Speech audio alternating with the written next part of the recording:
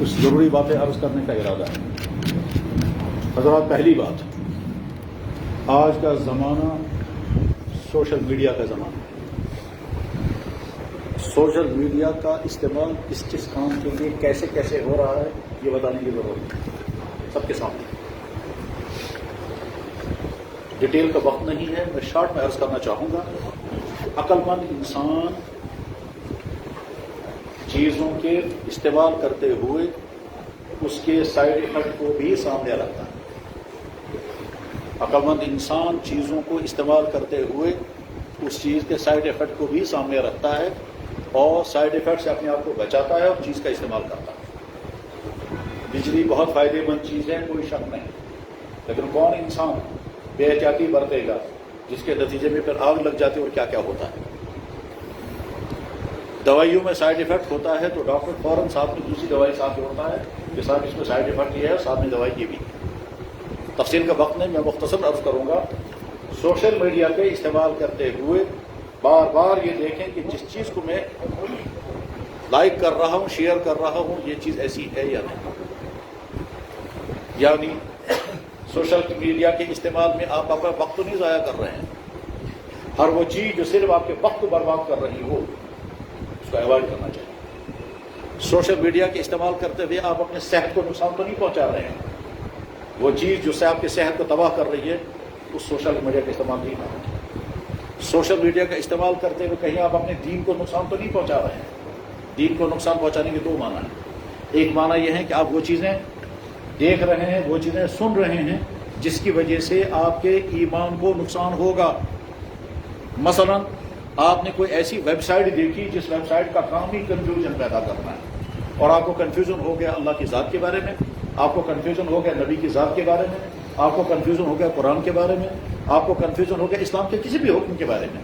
آپ اس کو دیکھتے رہیں گے، کنفیوز ہوتے رہیں گے اور یہ کنفیوژن اندر پنپتا رہے گا، بڑھتا رہے گا۔ ایسا ہو سکتا ہے کہ آپ زبان سے اس کا اظہار نہ کر پائیں ماحول کے دباؤ کی وجہ سے۔ مثلا بچہ جو ہے وہ اندر اس کے طرح طرح کے الٹے سیدھے خیالات آ رہے ہیں، مگر اگر ذہن پر پانا خبر کیا ہونا نہیں کرے گی، لہذا اندر تو اس کا تو اندر کفر پڑ رہا ہے اور آپ چپ بیٹھے، یہ اسی ویب سائٹ کا نتیجہ۔ اسی طرح سے اگر آپ ایسی ویب سائٹیں وزٹ کر رہے ہیں جن کے دیکھنے جن کے سننے سے صرف گناہ ہو رہے ہوں، ہماری آنکھ، ہمارا کان، ہم وہ دیکھ رہے ہیں جو نہیں دیکھنا چاہیے، ہم وہ سن رہے ہیں جو نہیں سننا چاہیے، ہم اس چیز کو لائک کر رہے ہیں جس کو نہیں کرنا چاہیے، یہ نادانی ہے۔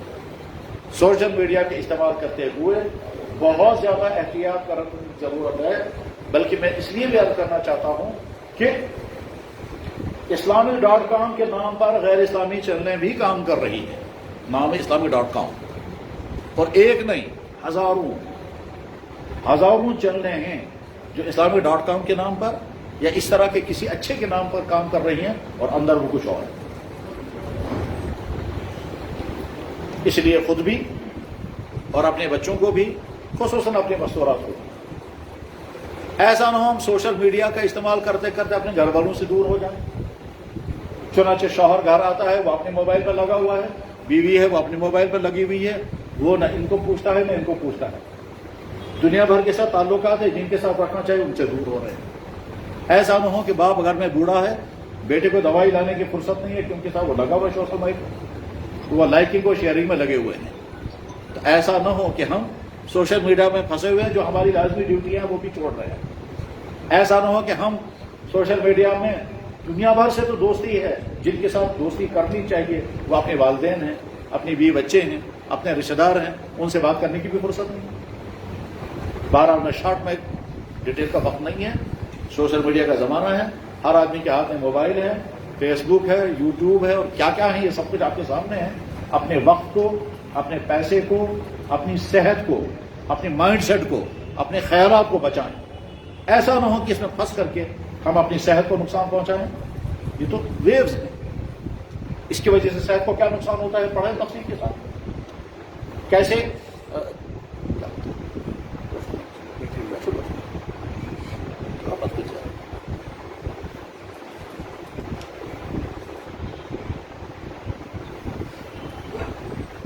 میں نے ابھی چند دنوں پہلے ایک بہت قابل اعتماد آدمی سے سنا، وہ برطانیہ میں تھے، جس گھر میں وہ گئے وہاں وہ گھر والے جو ہے وہ کوئی چینل دیکھ رہے تھے، وہ چینل دیکھ رہے تھے تو یہ چونکہ عالم ہیں انہوں نے وہ ساری چینل دیکھی. اس کے بعد ان سے پوچھا کہ آپ یہ چینل دیکھتے رہتے ہیں؟ کہنے لگے جی ہاں بڑی پابندی سے دیکھتا ہوں. کہنے لگے یہ تو مرزائیوں کی چینل ہے. کہنے لگے آپ کو کیسے پتا چلا؟ کہنے لگے اس نے پہلے قرآن دکھایا, پھر حدیثیں دکھائی, پھر کچھ اخلاق کی باتیں بتائی, اور اخیر میں کہہ رہا ہے اب مسیح موعود کے ارشادات سنیں. مسیح موعود مرزا غلام قادیانی کو کہتے ہیں. تو اخیر میں اپنا فیور ڈال دیا اس نے, اور وہ گھر والے بڑے شوق سے دیکھ رہے ہیں ان کی چینلیں. تو خیر اسی طرح سے نہ جانے کتنے یہودی ادارے اسلامی.com کے نام پر اسلامی چینلیں چلاتے ہیں, اور مقصد ان کا صرف کنفیوژن پیدا کرنا ہے. اور کنفیوژن پیدا کرنے کا ایک آرٹ ہے, ایک آرٹ ہے. اس آرٹ کے ذریعے سے اچھے انسان کو میں کنفیوز کر سکتا ہوں, اور اس کے لیے باقاعدہ ٹریننگ ہوتی ہے کہ آپ اگر کسی کو کنفیوز کرنا چاہتے تو کیسے کر سکتے ہیں. اگر میں آپ کو مثال بتانا چاہوں تو میں بھی مثال بتاتا ہوں.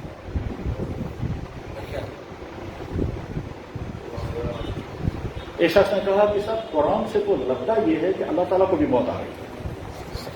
تو کہتے ہیں کیا بات کرتے ہیں آپ؟ کہہ رہے کہ دیکھیں نا قرآن میں اللہ تعالیٰ فرماتے ہیں وَيُحَذِّرُكُمُ اللَّهُ نَفْسَهُ, اللہ تعالیٰ تمہیں اپنے نفس سے ڈراتا ہے.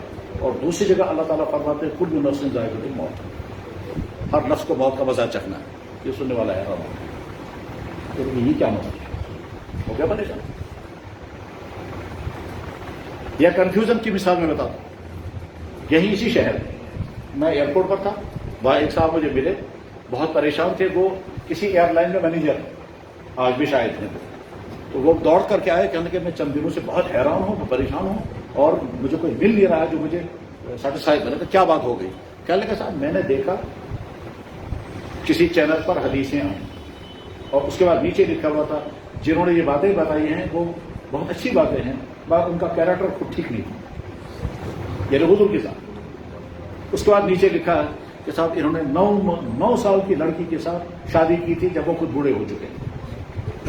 اور کہتے ہیں یہ صاحب مجھے کہتے ہیں میں نے بہت سارے سکالوں سے پوچھا کیا یہ بات صحیح ہے کہ ہمارے نبی نے 9 سال کی لڑکی کے ساتھ شادی کی؟ انہوں نے کہا صحیح, حضرت عائشہ کے ساتھ واقعی شادی ہوئی ہے 9 سال کی عمر میں. یہ کہتا ہے میں اس وقت سے بہت پریشان ہوں, یہ کیا ہوا ہے, ایسا کیوں ہوا ہے؟ ہمارے نبی نے یہ کیا کیوں کیا انہوں نے ایسا؟ بس یہ بیٹھ گئے اس کے تھے. کہنے لگا میں مجھے رات کو نیند نہیں آتی ہے, اگر مجھے خیال آتا ہے نبی کا یہ کیریکٹر ٹھیک نہیں تھا میرا ایمان ختم ہو جائے گا, اور اگر کہوں گا ٹھیک ہے تو ٹھیک کیسے ہے؟ یہ ہے وہ کیوں بیٹھ گئے اس کے ذہن میں کنفیوژن. اب میں نے کہا میں کوشش کرتا ہوں آپ کا کنفیوژن دور ہو جائے, آپ بیٹھو. تو آج بیٹھے وہیں ایئرپورٹ پر 2 سال پہلے کی بات ہے.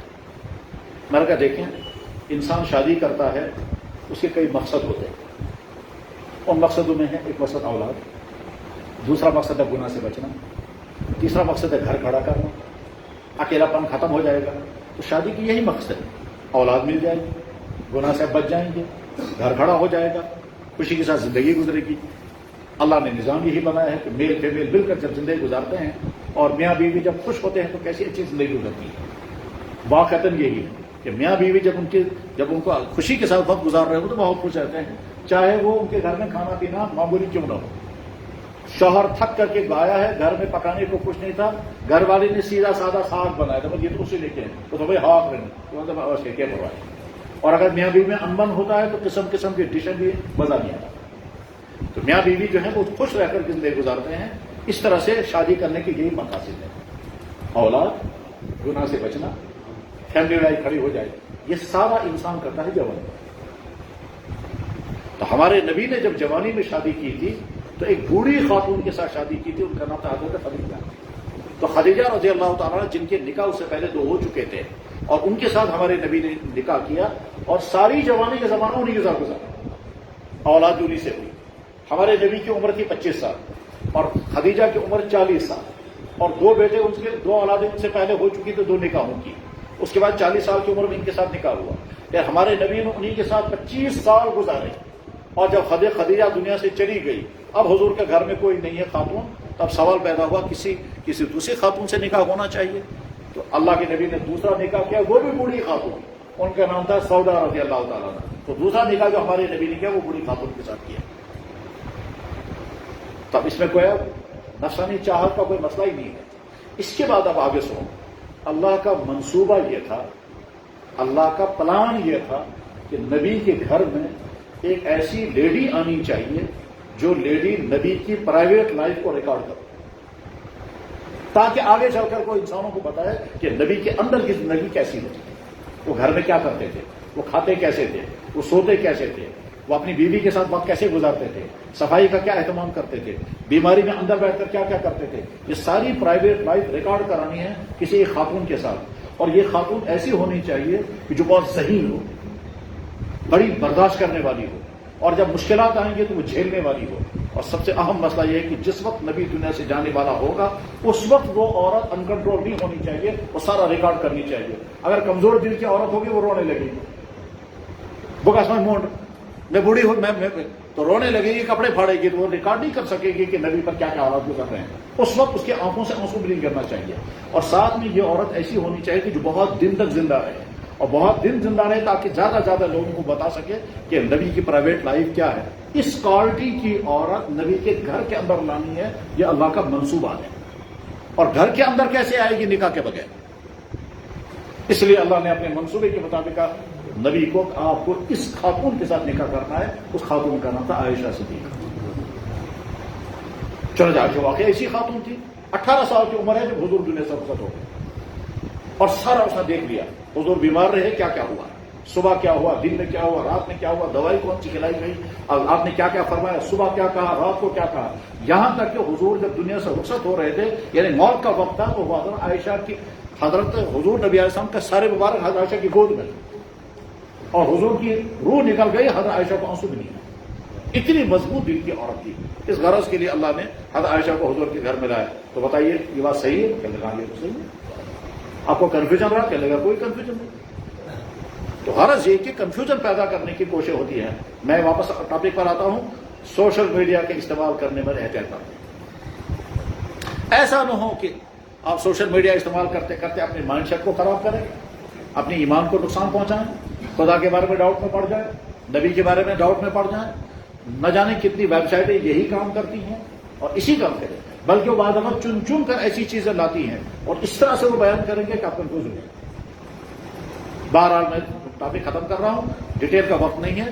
ہنٹس دے رہا ہوں میں کہ سوشل میڈیا کے استعمال میں غلطی سے اپنے آپ کو بچائیں، اپنی صحت، اپنا پیسہ، اپنا وقت۔ وہ بچہ جو کئی گھنٹے تک لائکنگ اور شیئرنگ کر رہا ہے، وہ بچہ جو کئی گھنٹے تک صرف ویڈیو گیمیں کھیل رہا ہے، وہ بچہ جو پبجیاں کھیلتے ہیں، اپنے آپ سے پوچھیں پایا کیا آپ نے؟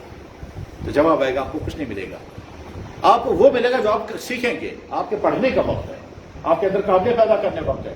اس وقت تو آپ کو ایک طرف سے اپنے ایمان کو بھی بچانا ہے، اپنے کردار کو بھی بچانا ہے، اپنی عادتوں کو بھی بچانا ہے، اپنی صحت کو بھی بچانا ہے۔ اور بری عادتیں لگ جائیں گی تو پھر اور پریشانی ہو جائے گی۔ بری عادت چاہے کھانے پینے کی، بچہ کہتا ہے صاحب مجھے عادت لگ گئی چپس کھانے کی، اس کے چپس کھا کر کے آپ کو کیا ملے، لیکن عادت لگی اس کے بغیر اس کو سکون نہیں آتا۔ جی مجھے عادت لگ گئی ہے کوک پینے کی، کھانا کھانے کے بعد جب تک کوک نہیں ملے گا تب تک اس کا کھانا ہی ہضم نہیں ہوتا ہے۔ حالانکہ کوک کی وجہ سے آپ کی صحت کو کتنا نقصان، اس کو پڑھیے۔ کوک پی کر کے انسان کی صحت کو کتنا نقصان ہوتا ہے اس کو پڑھیے۔ تو غرض ہے کہ ایسی چیزیں کھانا جس سے صحت کو نقصان ہو، سے ٹیسٹ کے لیے کہ صحت کو نقصان پہنچانا ہے، بس ٹھیک اسی طرح سے اپنی ایمان، اپنے اخلاق، اپنے کردار، اپنے اس کی حفاظت آپ کا اہم ترین مسئلہ ہے۔ اور ان چیزوں کا اگر نقصان ہو رہا ہو، جس چیز سے بھی نقصان ہو رہا ہو، عقل مند انسان اسے اپنے آپ کو بچائے گا۔ بس یہ ٹاپک ختم ہو گیا۔ دوسرا ٹاپک جو تھوڑا سا مجھے بیان کرنا ہے، حالانکہ بہت ڈیٹیل کی ضرورت ہے، لیکن شارٹ میں بیان کرتا ہوں۔ اگر آپ اللہ نے اس خطہ کشمیر کو جو اسلام کی دولت عطا کی ہے، آج کی نئی نسل کی اہم ترین ذمہ داری ہے کہ وہ اس کو پڑھیں، سمجھیں کہ یہاں اسلام کیسے آیا۔ یہ بات کیوں کہی جا رہی ہے؟ جواب، نئے سرے سے ہسٹری لکھی جائے گی، اس میں دکھایا جائے گا کہ یہاں کے لوگوں کو دھوکہ دے کر مسلمان بنایا۔ نئی ہسٹریاں لکھی جائیں گی، اس میں دکھایا جائے گا کہ لوگوں کو جبرن کنورٹ کرایا گیا۔ اس نئی ہسٹری کی تھیوریوں کا آپ مقابلہ نہیں کر سکیں گے اگر آپ کے پاس اپنی معلومات صحیح نہ ہو۔ کاش یہ بات سمجھ میں آ جائے میں کیا کہنا چاہ رہا ہوں۔ کشمیر کی اس سرزمین کو اسلام کی دولت ملی ہے، کسی پر کوئی جبر نہیں، کوئی پیسہ نہیں، کوئی دباؤ نہیں، کوئی لالچ نہیں، کچھ نہیں. یہاں کے لوگوں نے اپنی خوشی سے اسلام قبول کیا. نہ کوئی باہر سے آنے والا کوئی پیسہ لے کر آیا تھا، نہ باہر سے آنے والا کوئی تلوار لے کر آیا تھا، نہ باہر سے آنے والا کوئی پشا ڈالنے والا تھا. باہر سے آنے والا ایک شخص پہلا جس کے ذریعے سے یہاں اسلام کی بنیاد پڑی ہے، اس کا نام تھا سید عبد الرحمن بلبل رحمت اللہ علیہ. یہ چائنا سے آئے تھے اور یہاں کشمیر میں جب پہنچے ہیں اس وقت یہاں کا بادشاہ رنچن اپنی مرضی سے مسلمان بنا ہے. باہر کا آنے والا مسافر کون سی تلوار چلا تھا اس میں؟ وہ تو مسافر تھے اور نے دعوت دی ان کو اسلام کی، اور اسلام کا جب تعارف کرایا ہے تو رنجن مسلمان ہوا. اس وقت کیا حالات پیش آئے ہیں وہ ہسٹری آپ کو پڑھنی ہے، نمبر 1. نمبر 2 پر جو بڑی شخصیت کشمیر میں آئی ہے جس کے ذریعے سے کشمیر میں اسلام پھیلا ہے وہ شاہ ہمدان رحمہ اللہ تعالیٰ، میر سید علی حمدانی رحمہ اللہ تعالیٰ. اور یہ اللہ اور نبی کے منصوبے کے مطابق یہاں کشمیر میں اسلام پہنچا ہے. یہ میں جب بیچ میں لفظ بول رہا ہوں نبی کا منصوبہ، اب اس کو ڈیٹیل میں سمجھا نہیں سکتا، شارٹ میں بتاتا ہوں. شاہ ہمدان جوانی میں ہیں، ان کے استاد کا نام تھا علاؤالدولہ سمنانی رحمہ اللہ تعالیٰ. شاہ ہمدان کے استاد ہیں، یہ پڑھ رہے ہیں ان سے. اسی بیچ میں شاہ ہمدان کو خواب میں زیارت ہو گئی جناب رسول اکرم صلی اللہ علیہ وسلم. حضرت نے فرمایا تم کامل نہیں بن سکو گے تب تک جب تک تم محمود مزدقانی کے پاس نہیں جاؤ گے. محمود مزدقانی اب یہ بیدار ہو گئے تو ڈھونڈ رہے کون ہے یہ محمود مزدقانی. معلوم کرتے کرتے پہنچے ان کے پاس.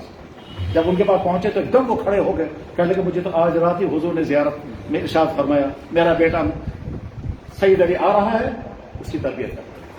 تو محمود مزدقانی کو اللہ کے نبی نے خواب میں بتایا کہ میرا بیٹا آ رہا ہے تمہارے پاس، اور ادھر سے شاہ ہمدان کو فرمایا کہ تم ان کے پاس جاؤ. شاہ ہمدان رحمہ اللہ تعالیٰ محمود مزدقانی سے پھر فیض حاصل کیا، علم، روحانی تربیت، اخلاق، دعوت کو اصول، لوگوں کو اسلام پیش کرنے کے طریقے، یہ تمام انہوں نے ان سے سیکھے. ہو سکتا ہے آپ یہ کہیں گے یہ واقعہ کہاں سے بیان کر رہے ہیں، بلکہ بعض دفعہ لوگوں کو ذہن میں آتا ہے خبر بناتی کیا پتا چاہتے کہ. جواب اس کا یہ ہے، ڈیٹیل کا وقت نہیں ہے. یہیں سری نگر شہر میں ایک سکالر گزرے ہیں، ان کا نام تھا ڈاکٹر سید فاروق بخاری. اللہ تعالیٰ ان کے درجات بلند فرمائے، ان کی وفات ہو گئی. ان کے والد کا نام تھا مولانا سید محمد قاسم شاہ بخاری. تو مولانا قاسم شاہ بخاری کے صاحبزادے تھے ڈاکٹر سید فاروق بخاری. سید فاروق بخاری نے پی ایچ ڈی کیا تھا علی گڑھ یونیورسٹی میں، اور علی گڑھ یونیورسٹی میں جو ان کے استاد تھے مولانا سید اکبر آبادی، اس نے اتفاق میں نے بھی ان سے پڑھا ہے. سید فاروق بخاری صاحب نے علی گڑھ یونیورسٹی میں پی ایچ ڈی کی تھیسس لکھی تھی علامہ انور شاہ صاحب. خیر، سید فاروق بخاری صاحب کشمیر آئے، امر سنگھ کالج میں پروفیسر تھے. اس نے کشمیر کی ہسٹری کو پورا پی لیا تھا. وہ کہتے تھے کہ کشمیر کی ہسٹری نے میری رگوں سے بس کھینچی. ایک ایک ٹاپک اس نے پڑھا تھا اتنی ڈیٹیل کے ساتھ. انہوں نے تقریباً 10 کتابیں لکھی ہیں کشمیر میں اسلام کیسے پہنچا. تقریباً 10 کتابیں، 3-4 میں نے بھی پڑھی. ان میں سے ایک کتاب ہے اس میں یہ واقعہ لکھا ہوا ہے، میں ریفرنس دے رہا ہوں. ڈاکٹر سید فاروق بخاری، پروفیسر امر سنگھ کالج. کتاب کا نام ہے کشمیر میں اسلام منظر و پس منظر. اس کتاب میں انہوں نے لکھا ہے ریفرنس کے ساتھ کہ کس کتاب سے میں نے یہ واقعہ لیا ہے کہ حضرت شاہ ہمدان رحمہ اللہ تعالیٰ کو جناب رسول اللہ صلی اللہ علیہ وسلم کے خواب میں زیارت ہوئی. حضرت نے فرمایا تم فلانے کے پاس جاؤ تب تک تم کامل نہیں بن سکو گے. اور اس کے بعد اس کو بھی خواب میں آپ نے فرمایا کہ میرا بیٹا آ رہا ہے تمہارے پاس اور اس کی تربیت کرنا. شاہ ہمدان رحمہ اللہ تعالیٰ نے جب ایک طرح سے علاؤالدولہ سمنانی سے پڑھا تھا، مزدقانی شیخ مزدقانی سے پڑھا، اور اس کے بعد تیار ہو کر کے کشمیر آئے. اور کشمیر جب آئے ہیں تو یہاں کے بادشاہ سے ملاقات کی، اور بادشاہ اس وقت مسلمان تھا مگر کشمیر کے تمام لوگ غیر مسلم تھے. بادشاہ مسلمان تو چند ہزار مسلمان تھے.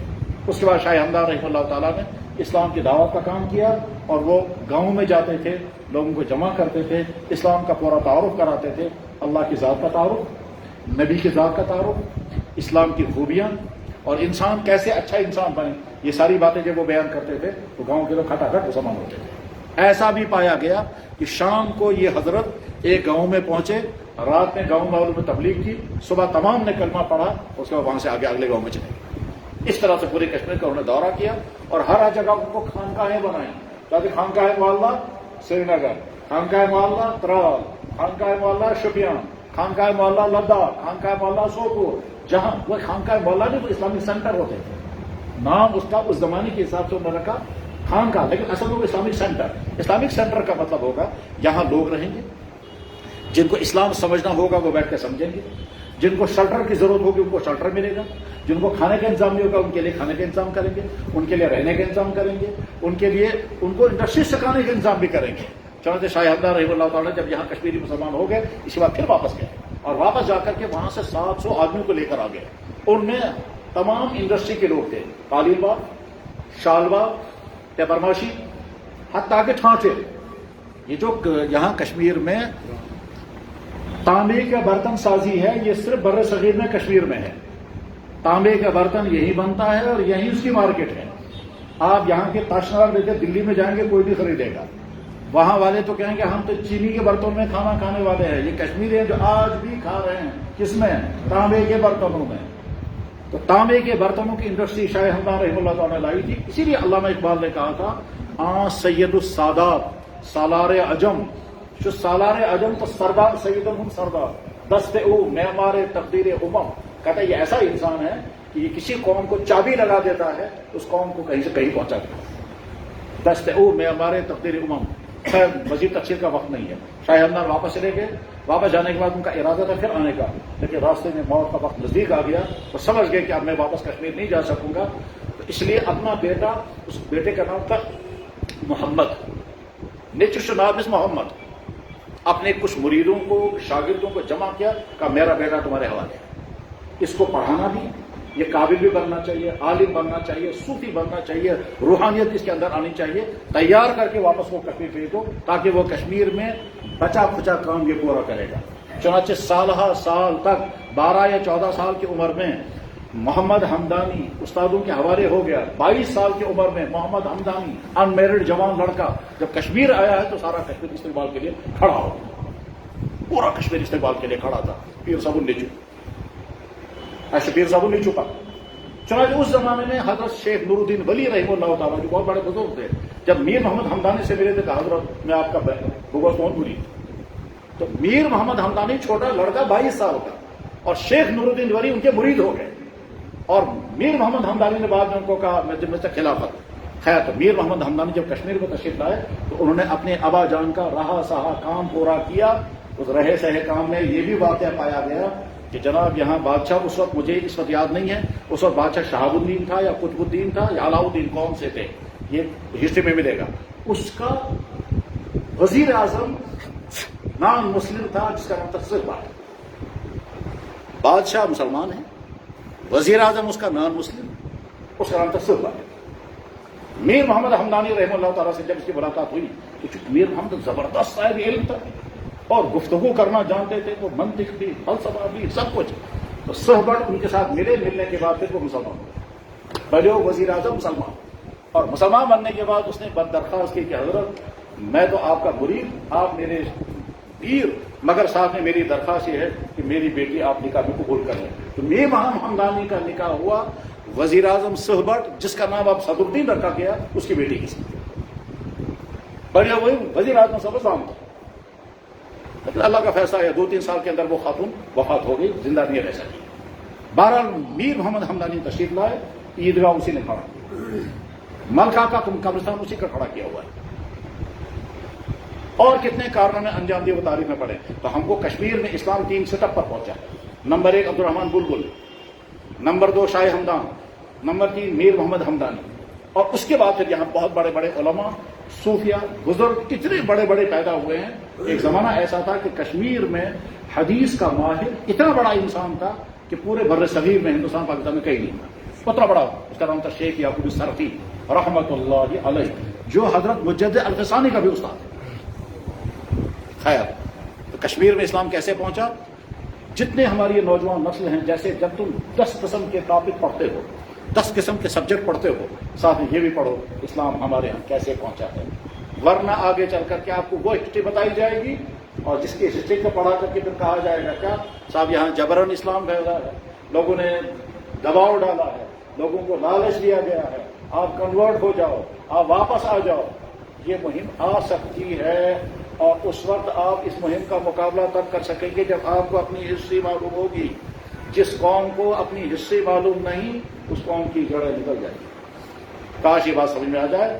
بس میں یہ دو باتیں عرض کرنا چاہتا ہوں، سوشل میڈیا کا صحیح استعمال اور اسلام کی دولت اور نعمت ہم کو کیسے ملی ہے، اور اس میں نہ کہیں بیچ میں دباؤ رہا ہے، نہ کہیں تلوار چلی ہے، نہ کوئی لالچ دیا گیا، نہ کوئی جبر کیا گیا، اور ہم اعلان کر کے کہتے ہیں اگر کسی انسان کو جبرن مسلمان بنایا گیا وہ مسلمان ہے ہی نہیں۔